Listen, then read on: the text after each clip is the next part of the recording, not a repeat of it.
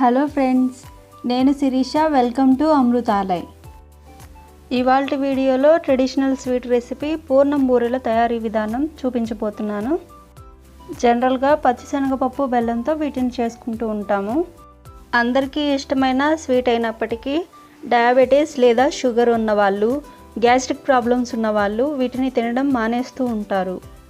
ఇటువంటి డౌట్స్ ఏమీ పెట్టుకోకుండా ఇప్పుడు నేను చూపించబోతున్న చిలకడదుంప పూర్ణం బూరెల్ని ఏ ఏజ్ వాళ్ళైనా హ్యాపీగా తినేయచ్చు. చిలకడదుంప భూమి లోపల పండే పంట కాబట్టి మార్కెట్ నుంచి తెచ్చినప్పుడు ఇలా వాటి మీద లైట్గా మట్టి ఉంటుంది. వాటిని క్లీన్ చేయడం కోసం ఒక బౌల్లో వాటర్ తీసుకొని 1 గంట పాటు చిలకడదుంపల్ని ఈ నీళ్ళలో నానబెట్టాలి. గంట తర్వాత వాటి మీద ఉన్న మట్టి పూర్తిగా నానిపోతుంది కాబట్టి చాలా ఈజీగా క్లీన్ చేసుకోవచ్చు. ఆ తర్వాత ఇలా ముక్కలుగా కట్ చేసుకోవాలి.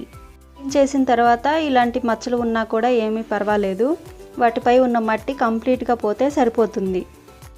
ఇప్పుడు వీటిని ఉడికించుకోవడానికి ఒక ప్రెషర్ కుక్కర్ తీసుకొని దానిలో కట్ చేసిన చిలకడదుంప ముక్కల్ని వేసి అవి మునిగే వరకు నీళ్లు పోయాలి. ఆ తర్వాత మూత పెట్టి స్టవ్ మీద పెట్టుకొని మీడియం ఫ్లేమ్లో 3 విజిల్స్ వచ్చే వరకు ఉడికించుకోవాలి. ప్రెషర్ కుక్కర్ కొత్తదైతే 2 విజిల్స్కే ఉడికిపోతాయి. వీటిని ప్రెషర్ కుక్కర్లోనే కాకుండా చేసుకోవాలి. స్వీట్నెస్ మీడియంగా కావాలనుకుంటే కేజీకి 1/2 కప్పు బెల్లం సరిపోతుంది. స్వీట్ లైట్ బెల్లం అలాగే చిలకడదుంప 2 మిక్స్ అయ్యేలా బాగా కలుపుకోవాలి. ఇలా కలుపుతూ ఉంటే 15 నిమిషాల తర్వాత కొద్దిగా గట్టిపడి అడుగు అంటుతూ ఉంటుంది. ఈ స్టేజ్లో మీకు ఇష్టం ఉంటే కొద్దిగా యాలకుల పొడిని వేసుకొని స్టవ్ ఆఫ్ చేసి చల్లారనివ్వాలి. పూర్తిగా చల్లారిన తర్వాత మీకు కావాల్సిన సైజులో ఇలా రౌండ్ బాల్స్లా చేసుకోవాలి. ఒకవేళ ఈ స్టఫ్ లూజ్ అయ్యి రౌండ్గా పూర్ణాల్లా చేసుకోవడానికి రాకపోతే అరగంట పాటు ఫ్రిడ్జ్లో ఉంచితే సెట్ అవుతుంది.